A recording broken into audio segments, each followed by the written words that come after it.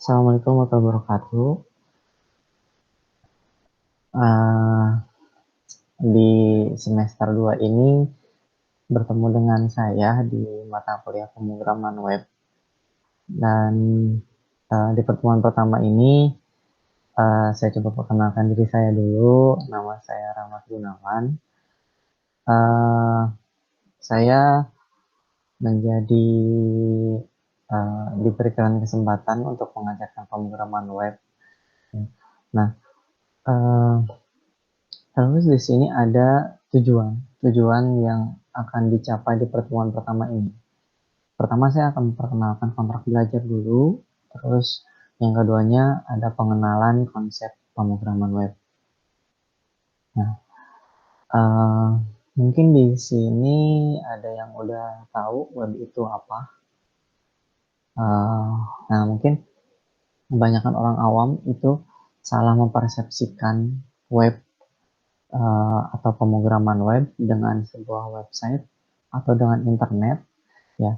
Nah, nanti saya akan coba jelaskan karena di sini untuk indikator kompetensinya mahasiswa mampu mendefinisikan konsep internet, lalu web, situs website, HTTP, www, URL, dan URI. Nah, selanjutnya di sini mahasiswa mampu menjelaskan perbedaan antara web statis dan dinamis. Pasti web statis dan dinamis. Dan lalu di sini ada mahasiswa mampu menjelaskan perbedaan antara client-side scripting dan server-side scripting. Lalu mahasiswa mampu menjelaskan perkembangan web dan komponen penyusun web statis. Nah, selanjutnya, mahasiswa mampu membedakan kategori website dan mahasiswa mampu membedakan nama domain dan hosting. Nah, oke. Di sini ada kontrak belajar, mahasiswa datang tepat waktu, dispensasi waktunya itu 15 menit. Ya, jika memang berhalangan hadir, itu silahkan bisa kontak langsung. Ya, nah selanjutnya di sini ada mahasiswa wajib hadir 75%. Mahasiswa harus berpakaian rapi dan sopan sesuai ketentuan umum kampus. Ya, lalu di sini mahasiswa harus menaati dan melaksanakan kontrak belajar yang telah dibuat dan disepakati oleh dosen dan mahasiswa. Jadi ini kesepakatannya. Jika memang tidak berkenan, silakan acungkan tangan. Oke, saya lanjut dulu. Ini ada ketentuan penilaian. Ketentuan penilaian dimulai dari kehadiran, ini ada 10%. Tugas ada 20%. UTS 30%, dan UAS 40%. Nah, nanti pun kita ada project-project untuk membuat sebuah front end web, terutama di pemrograman web 1 ini. Ya. Nah, selanjutnya ini ada untuk pengumpulan tugas, nanti dikumpulkan. Ini ada di Classroom. Ya. Ini ada kode Classroom-nya. Silahkan bisa dimasukkan kode Classroom-nya untuk bisa join ke sini. Nah, selanjutnya di sini rencana materi itu ada konsep pemrograman web, konsep dasar web, ya HTML, terus ada implementasi image, ya di sini ada konsep dasar HTML juga, terus di sini ada pengenalan dasar CSS, pengenalan dasar JavaScript, implementasi framework CSS. Nah, framework CSS-nya ini yang kita gunakan nanti akan menggunakan framework Bootstrap, ya. Terus ada pengenalan dasar PHP. Terus di sini ada metode get dan post. Nah, metode get dan post ini apa? Ini adalah sebuah eksekusi dari form yang nanti akan kita buat. Ya. Terus ada kondisi dan fungsi. Nah, kondisi di sini kita akan membuat kondisi-kondisi semacam fungsi if, perulangan, dan lain sebagainya. Terus di sini ada manajemen file. Nah, manajemen file di sini kita akan membuat sebuah front end web dan back end. Ya, di sini kita akan memanage, kita membuat create, update sama delete. Ya, nah selanjutnya di sini ada referensi. Referensinya ini kalau untuk referensi semua buku yang relevan Dan di sini ada dua buku yang saya gunakan. Itu ada bukunya pemrograman web dinamis menggunakan PHP, dan terus ada di sini ada pemrograman web dengan PHP 7. Dan di sini ada situs web yang mungkin untuk relevan bisa jadi referensi, itu Wistri School untuk bisa membuat form-form yang nanti akan dibuat di website kita. Nah, oke. Apakah sudah siap semuanya untuk lanjut ke materi? Kalau sudah siap, kita masuk ke materi. Nah, di sini ada konsep dasar web. Nah, web dengan internet itu tidak sama. Nah, di sini ada penjelasannya. Internet adalah seluruh jaringan komputer yang saling terhubung menggunakan standar sistem global TCP/IP. Nah, TCP/IP ini apa? Ini adalah sebuah protokol untuk berkomunikasi dengan internet. Nah, selanjutnya di sini ada web. Web adalah salah satu aplikasi yang berisikan dokumen-dokumen multimedia. Nah, berbeda dong. Kalau misalkan internet itu, dia adalah sebuah standar, ya, atau protokol atau hardware-nya agar kita bisa berkomunikasi dengan internet. Nah, dengan internet nanti kita bisa menjelajahi dan kita bisa membuka sebuah web yang berisikan teks, gambar, animasi, dan video. Nah, di sini ada perbedaannya. Perbedaan utama, internet adalah hardware, web adalah software. Ya. Nah, ini ada contohnya. Banyak aplikasi berbasis internet diantaranya email, telnet, FTP, terus ada Usenet, Instant Messenger, dan Napster, dan lain sebagainya. Oke, terus di sini ada pengertian situs website. Nah, situs website ini merupakan kumpulan dari halaman web yang sudah dipublikasikan di jaringan internet dan memiliki domain atau URL yang dapat diakses semua pengguna internet dengan cara mengetikkan alamatnya. Nah, di sini ada HTTP. Nah, HTTP ini adalah sebuah protokol, ya, untuk mentransferkan dokumen dalam World Wide Web. Ya, jadi istilahnya ketika kita sudah membuat codingan nanti dengan bahasa HTML, dengan bahasa PHP, nah yang menerjemahkannya itu agar bisa dibuka di www atau dibuka di browser, nah itu adalah menggunakan protokol HTTP ini.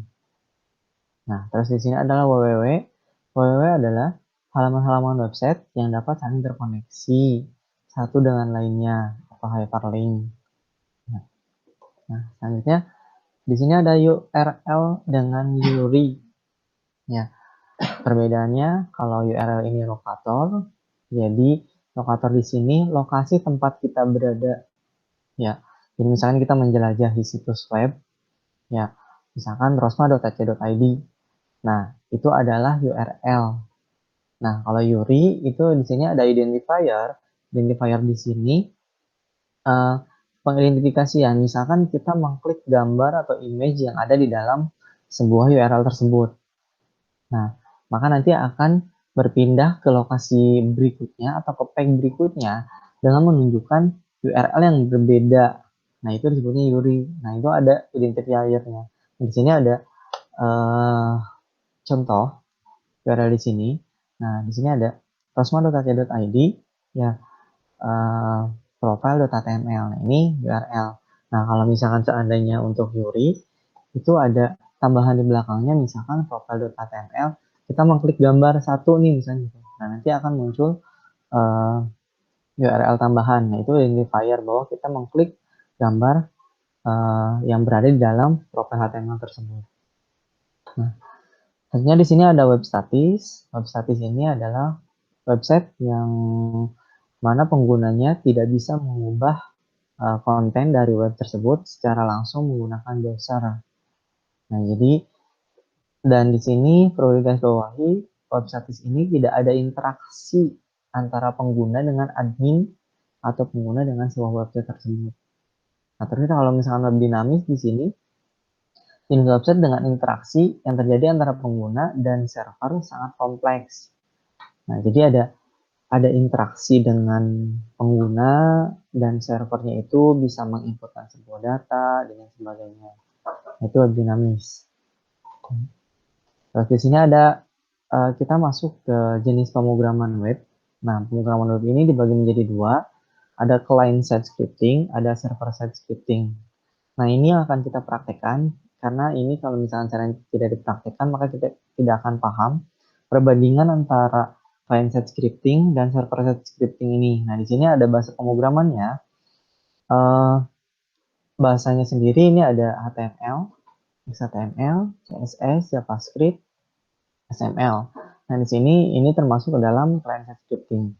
Nah, untuk server side scripting ini ada SP, ada PHP, ada JSP. Nah, oke, kita coba praktikkan untuk client side scripting dulu. Nah, silakan dibuka toolsnya. Tools yang akan kita gunakan itu adalah Notepad++, ya, untuk mengolah untuk kodenya.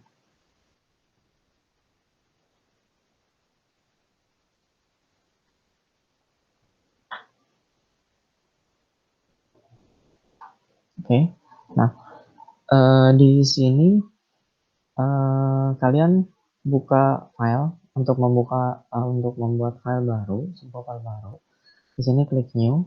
Nah, maka akan terbuka sebuah file baru di sini. Nah, di sini kita saya coba jelaskan dulu. Di sini ada toolbar di atasnya. Nah, ini berfungsi untuk menyeting, ya, untuk menyimpan file.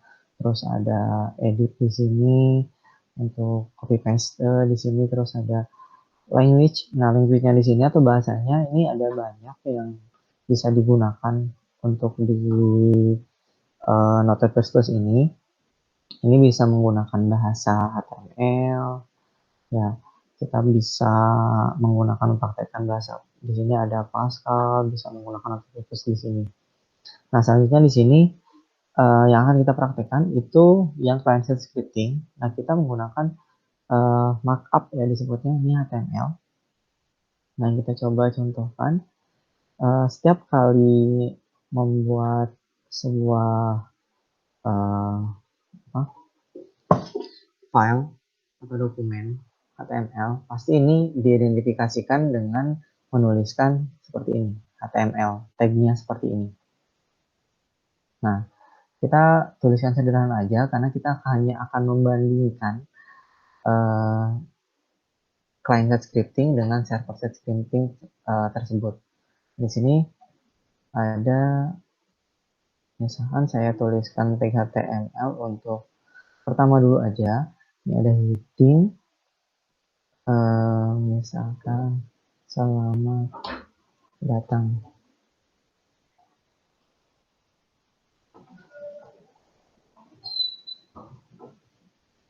Nah, kita tutup tagnya. Nah, setiap kali membuka ini pembuka tag, ya, ini penutup tag. Nah, penutup tag di sini ini disimbolkan dengan slash n. Nah, selanjutnya kita hanya membuat bahasa seperti ini aja. Selanjutnya kita simpan di sini save as. Nah, oke. Kita simpan di sembarang dulu aja, misalkan di desktop. Nah, di desktop di sini misalkan saya bikin folder baru. Nah, ini misalkan pertemuan satu.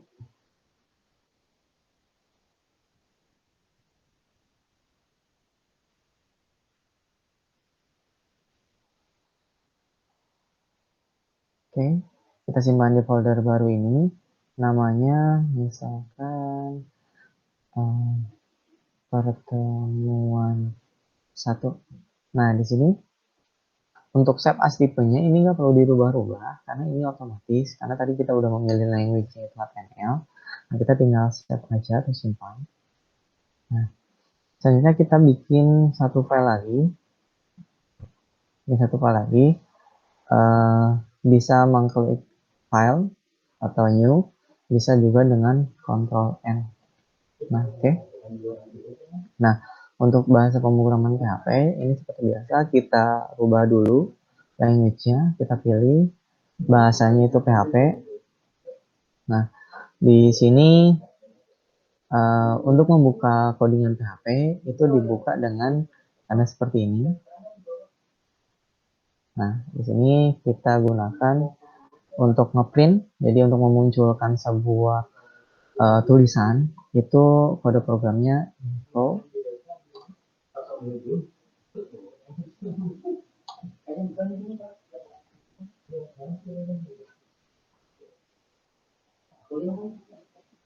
Nah, seperti ini. Nah, kita simpan aja dengan nama pertemuan 1. Nah, di sini. Nah, kita akan coba buka, akan coba kita tes atau jalankan untuk kode program yang tadi kita udah buat. Misalkan tadi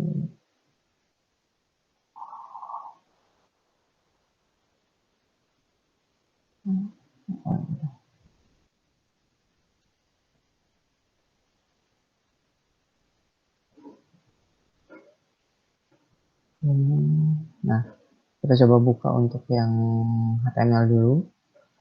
Nah, codingan HTML ini akan terbuka ya, di browser. Nah, untuk menjalankan codingan tersebut, nah ini udah muncul. Selamat datang. Nah, jadi codingannya tadi seperti ini. Nah, ini kan ada HTML, ada satu. Nah, di sini codingan ini tidak akan dimunculkan. Nah, dia hanya memunculkan untuk yang tulisan ini saja. Nah, karena sudah diterjemahkan oleh protokol HTTP tersebut. Nah, selanjutnya kita akan coba jalankan untuk yang PHP.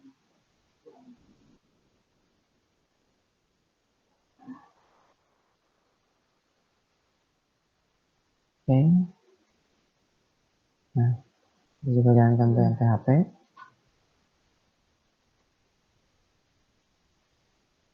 Nah, untuk yang PHP ini kosong. Kenapa bisa kosong? Karena server-side scripting itu sebuah bahasa pemrograman yang membutuhkan sebuah server. Nah, servernya apa yang akan kita gunakan nanti? Web server lokalnya kita bisa menggunakan SAMPP, WAMP, LAMP, ya, dan lain sebagainya. Nah, mungkin untuk materi pada hari ini saya cukupkan sampai ke perbandingan client side sama server side. Ya, nah jika memang ada pertanyaan, boleh dilontarkan. Dan jika memang tidak, maka saya akhiri pertemuannya sampai sini. Terima kasih. Wassalamualaikum warahmatullahi wabarakatuh.